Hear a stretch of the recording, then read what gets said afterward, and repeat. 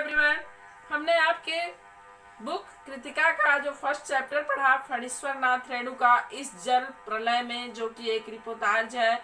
और इसमें लेखक ने एक रिपोर्ट एक तरह से लिखी है अपनी, जो 1967 की पटना की बहुत ही प्रलयंकारी और भीषण बाढ़ का जिसमें वर्णन हुआ है।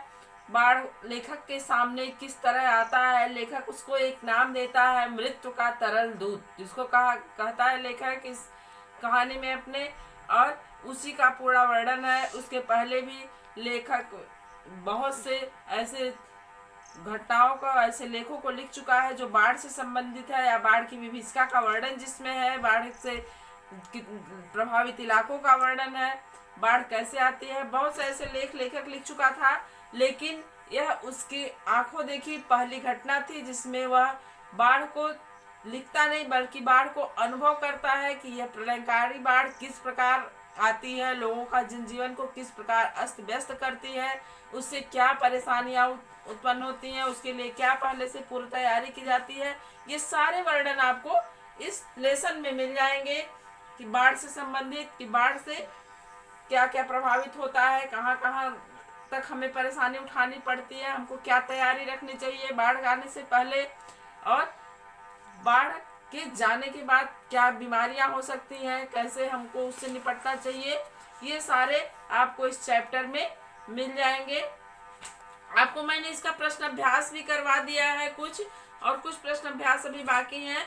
आइए आज उन प्रश्न अभ्यास को देखते, प्रश्नों को देखते हैं कौन से क्वेश्चन थे। आपको ये सारे क्वेश्चन करवा जा चुके हैं। बाढ़ की खबर सुनकर लोगों में किस तरह की तैयारी में लगे, ये आपको बताया ही जा चुका है। बाढ़ की सही जानकारी लेने के लिए, बाढ़ का रूप देखने के लिए लेखक क्यों उत्सुक था, तो आपको पता ही है लेखक क्यों उत्सुक था, क्योंकि लेखक ने अपनी आंखों से कभी डायरेक्ट ऐसे प्रत्यक्ष रूप में किस बाढ़ को आते हुए नहीं देखा था, इसलिए वह ज्यादा जिज्ञासु था। मृत्यु का तरल दूत किसे कहा गया है, यह भी आपने लेसन में पढ़ लिया। आपको क्वेश्चन आंसर भी करवा दिया गया है कि बाढ़ के पानी को ही मृत्यु का तरल दूत कहा गया है। ये सारे आपके 7 क्वेश्चन हो चुके हैं। अब आपका ये 8वां क्वेश्चन है। जब लेखक को यह एहसास हुआ कि उसके इलाके में भी पानी घुसने की संभावना है, तो उसने क्या क्या प्रबंध किए। तो जैसा आपने चैप्टर में पढ़ा, लेखक ने क्या क्या प्रबंध किए। लेखक ने ईंधन पर्याप्त मात्रा में, जो भी उसको ईंधन की जरूरत थी उसको पहले इकट्ठा किया। आलू खरीदे, खाद्य सामग्री जो कि बहुत दिनों तक सुरक्षित रख सकती है, ऐसी खाद्य सामग्री को पर्याप्त मात्रा में अपने पास सुरक्षित रूप से रखा, जिससे कुछ दिन तक काम चलाया जा सके, या कुछ दिन तक बाहर अगर न निकल पाए, या कोई ऐसी आपदा आ जाए, बाढ़ का पानी घुस जाए, तो उसे बाहर निकलने की आवश्यकता ही ना पड़े, या अगर आवश्यकता पड़ती है तो घर में हर आवश्यकता उसकी पूरी हो जाए। उसने केरोसिन तेल की व्यवस्था की, मोमबत्तियां रखी, माचिस, जिसको लेखक की भाषा में दिया सलाई लिखा गया है, दिया सलाई, मोमबत्ती यानी कैंडल्स, और केरोसिन यानी मिट्टी का तेल, ये सब सामग्री लेखक ने अपने पास सुरक्षित रख लिए। लेखक ने यह भी सुनिश्चित कर दिया कि अगर नीचे बाढ़ का पानी आता है तो मैं ऊपरी मंजिल पर या छत के ऊपर कैसे जाऊंगा, किस प्रकार वहां की व्यवस्था करूंगा, ये सारे भविष्य की व्यवस्थाएं लेखक ने सुनिश्चित कर ली थी। और वही जो लोगों ने तैयारियां की थी, वही लेखक ने भी उसी प्रकार से अपने तैयारी की बाढ़ से निपटने की। तो वही जो आपका फर्स्ट आंसर है उसी से मिलता जुलता आपका ये आंसर है। अब नेक्स्ट क्वेश्चन है आपका, बाढ़ पीड़ित क्षेत्र में कौन कौन सी बीमारियों के फैलने की आशंका रहती है। तो ये तो आप लोग भी जानते होंगे कि जब बाढ़ आती है तो जगह जगह पानी रुक जाता है, जल जमाव हो जाता है, और बाढ़ का पानी जब चला जाता है तो जो भी पेड़ पौधे पत्ते, जैसे आपने बाढ़ में देखा कि जो हरियाली थी, जो वहाँ पेड़ पौधे थे, घास फूस थे, वो डूब गए पानी में। तो जब बाढ़ का पानी आता है, पानी में जितनी चीजें डूब जाती हैं, जब पानी वहां से हट जाता है तो वे सब घास फूस, पेड़ पौधे, फूल पत्तियां जो भी होती हैं, वे जिंदा नहीं रहती हैं, वे खत्म हो जाती हैं, यानी मर जाती हैं, सूख जाती हैं। तो जब बाढ़ का पानी हटता है तो वो सूखे हुए, और वहाँ पानी रहता है तो वहाँ कीचड़ हो जाता है, तो वे सड़ने लगते हैं। उनके सड़ने से भी तमाम प्रदूषण फैलता है, और उस प्रदूषण से बीमारियां फैलती हैं, और कई तरह के कीटाणु और बैक्टीरिया बाढ़ के पानी के साथ आ जाते हैं। जगह जगह जो जल जमाव रहता है उसमें बहुत से बैक्टीरिया पनपते हैं, बाढ़ के पानी के जाने के बाद मच्छर बहुत तेजी से पनपते हैं, और ये मच्छर आप जानते हैं कितनी बीमारियां फैलाते हैं। मलेरिया, डेंगू, टाइफाइड, ये सब मच्छरों से फैलने वाले बहुत सी बीमारियां हैं जो हम लोगों को परेशान करती हैं। तो बाढ़ के पानी से कौन कौन सी बीमारियां फैलती हैं? हैजा, मलेरिया, कालरा, टाइफाइड, ये सारी बीमारियां, डेंगू है, ये सारी बीमारियां मच्छरों से फैलती हैं। मच्छर बाढ़ का पानी जाने के बाद बहुत तेज फैलते हैं। और जैसे हैजा है, ये वहाँ की गंदगी से, और जो बाढ़ का पानी सड़ता है गंदगी से, ये बीमारी फैलती है। मलेरिया मच्छरों से आप जानते ही हैं। टाइफाइड हो जाता है, और पानी प्रदूषित हो जाता है। लोगों को पर्याप्त मात्रा में शुद्ध पानी नहीं मिलता है, तो लोग प्रदूषित पानी ही पीते हैं, तो इसलिए हैजा भी फैलता है, डायरिया भी होता है। यही सब बीमारियां, हैजा, पेचिस, डायरिया, डेंगू, मलेरिया, ये सब बीमारियां फैलती हैं बाढ़ के आने के बाद से। तो ये आपका 9th क्वेश्चन का आंसर हो गया। आपका अगला क्वेश्चन है, नौजवान के पानी में उतरते ही कुत्ता पानी में कूद गया, दोनों ने किन भावनाओं के वशीभूत होकर ऐसा किया? तो यहाँ पर लेखक ने एक घटना का वर्णन किया है जिसमें एक नौजवान रहता है जो बाढ़ पीड़ित इलाकों से लोग उसको लेके जाते हैं, तो वो अपने साथ उस नाव पे कुत्ते को भी ले जाता है। जब कुत्ता उस पर बैठता है तो जो रिलीफ वाले सदस्य होते हैं वो कहते हैं कुत्ता आपके साथ नहीं जा सकता है। तो नौजवान क्या कहता है कि अगर ये कुत्ता नहीं जा सकता तो मैं भी नहीं जा सकता, और कुत्ता जब पानी में कूद जाता है तो उसके साथ साथ नौजवान भी पानी में कूद जाता है। तो यहाँ पूछा जा रहा है आपसे कि नौजवान किन भावनाओं के वशीभूत होकर पानी में कूदता है?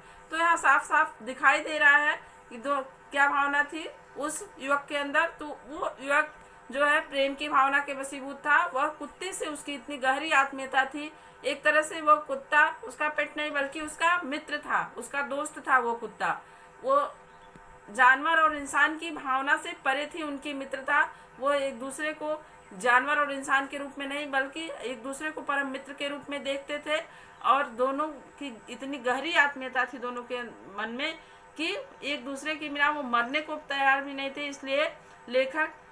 इसलिए वह युवक, जब वो कुत्ता पानी में कूदता है तो वह नवयुवक भी पानी में कूद जाता है। यहाँ जानवर और इंसान के एक दूसरे के प्रति प्रेम भावना को प्रदर्शित किया गया है, उनके प्रति आत्मीयता को दिखाया गया है कि वह नवयुवक अपने कुत्ते के प्रति कितना आत्मीय था, उसके प्रति वह कितनी उसकी आत्मीयता थी, घनिष्ठता थी। वह अपने परिवार का सदस्य उसे मानता था, अपना मित्र उसे मानता था, और इसलिए वह उसके प्रेम के वशीभूत होकर पानी में कूद गया। नेक्स्ट क्वेश्चन है आपका, अच्छा है कुछ भी नहीं, कलम थी वह भी चोरी चली गई। अच्छा है कुछ भी नहीं मेरे पास मूवी, कैमरा, टेप रिकॉर्डर आदि की तीव्र उत्कंठा होते हुए भी लेखक ने अंत में उपयुक्त कथन क्यों कहा?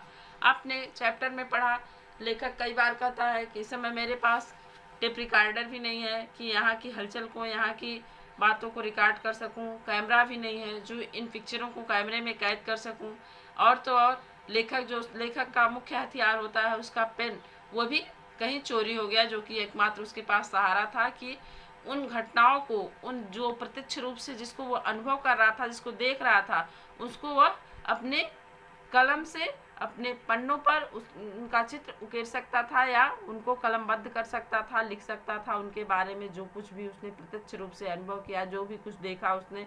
लेकिन वह पेन भी उसका चोरी हो गया था, तो उसके पास कुछ भी नहीं था, क्योंकि वो फिर लास्ट में कहता है, एक तरफ से उसे उत्कंठा थी कि मैं इन चित्रों को कैसे कैद करूं, इस बाढ़ की विभीषिका को कैसे अपने कैमरे में कैद करूं जब मेरे पास कैमरा नहीं है। उसके पास कलम भी नहीं थी कि जो प्रत्यक्ष रूप से जिस घटना को अनुभव कर रहा था उसको पन्नों पर उतारे, ये भी नहीं था। एक तरफ तो उसके अंदर उत्कंठा थी कि इनको मैं सुरक्षित कर दूं पेन में या कैमरे में, लेकिन वो ऐसा कर नहीं पा रहा था। दूसरी तरफ वो सोचता अच्छा है जो कुछ भी नहीं है। तो ये क्यों सोचता है लेखक?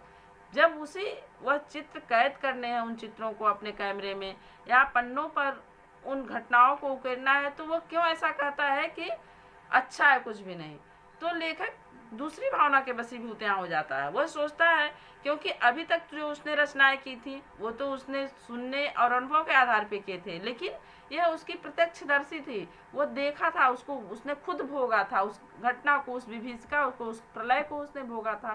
तो उसने ये सोचा कि अगर मैं इन चित्रों को कैमरे में कैद कर लेता हूँ या इनके बारे में लिख भी लेता हूँ तो इससे मुझे क्या लाभ होगा। इन्हें देख के कष्ट के अलावा और कुछ भी नहीं मिलेगा मुझे। जब भी मैं इन्हें देखूंगा, जैसे कोई भी रचना होती है किसी रचनाकार की, जब उसे देखता है वो कितना अच्छा उसने किया है, कितना अच्छा लिखा, उसका उसने क्या इनाम मिला, तो वह खुश होता है अंदर से। लेकिन यह घटना चूंकि उसके अपने द्वारा भोगी हुई थी, स्वयं के द्वारा, तो जब इन घटनाओं को जब वो रचना के रूप में देखेगा तो उसे फिर वो घटनाएं याद आएंगी और वह उन समय को फिर से वो घटनाएं उसके आंखों के सामने चलचित्र की भांति चलने लगेंगी और तब वे घटनाएं उसे तकलीफ देंगी, वो खुशी नहीं देंगी जो अन्य रचनाएं उसे देती थी। इसीलिए उसने ऐसे शब्द कहे कि अच्छा है जो कुछ भी नहीं है। तो ये आपका आंसर कंप्लीट हुआ। आगे 2 क्वेश्चन आपके और हैं। आपने भी देखा होगा मीडिया द्वारा प्रस्तुत की गई घटनाएं कई बार समस्याएं बन जाती हैं। ऐसी किसी घटना का उल्लेख कीजिए। तो ऐसी कोई घटना अगर आपके दिमाग में हो, आपको समझ में आई हो, आपके परिवार द्वारा बताई गई हो, आपको वो हृदय तक छू जाए वो घटना, तो आप उसका उल्लेख यहाँ पे करिएगा। सबका अपना अपना अनुभव होगा। फिर लास्ट क्वेश्चन है आपका, आप अपने देखी सुनी किसी आपदा का वर्णन कीजिए। कोई भी दैवीय आपदा, प्राकृतिक आपदा, कोई ऐसी बीमारी या कुछ भी ऐसी आपदा जो आपने देखी हो, आपने अनुभव की हो, उसका वर्णन आप इस क्वेश्चन के आंसर में कर सकते हैं। जैसे अभी कोरोना महामारी जो है कोविड-19, इसका वर्णन भी आप लिख सकते हैं, जिसके आप भुक्तभोगी हैं। जैसे कि लेखक इस बाढ़ का भुक्तभोगी था, आप इस कोरोना वायरस के भुक्तभोगी हो चुके हैं, तो आप इसका वर्णन भी लिख सकते हैं इस क्वेश्चन के आंसर में, या जो भी आपको सुटेबल लगे, जो आपको अच्छा लगे, उसका आंसर लिख सकते हैं। अब आपका ये लेसन कंप्लीट हुआ। नेक्स्ट वीडियो में नए लेसन के साथ मिलेंगे। Thank you.